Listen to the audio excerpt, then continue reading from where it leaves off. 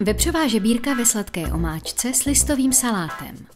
Potřebujeme žebírka, rajský protlak, zázvor, olej, česnek, chili, sojovou omáčku a citronovou šťávu, cukr a sůl. Vepřová žebírka rozkrájíme na jednotlivá žebra.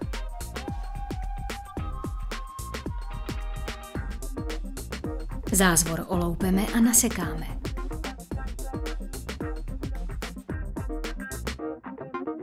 Přidáme nakrájenou chili papričku bez semínek, rajčatový protlak, rozmačkaný česnek, sojovou omáčku, olej, cukr a citronovou šťávu.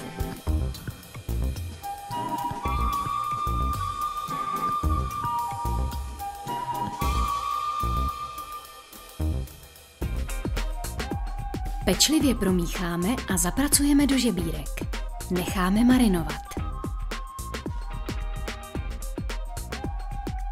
Vložíme do trouby předhřáté na 130 stupňů a přikryté pečeme 2 hodiny. Poté odkryjeme a dopečeme na 180 stupňů. Žebírka podáváme na dřevěném prkénku nebo na talířích s bílým pečivem a listovým salátem.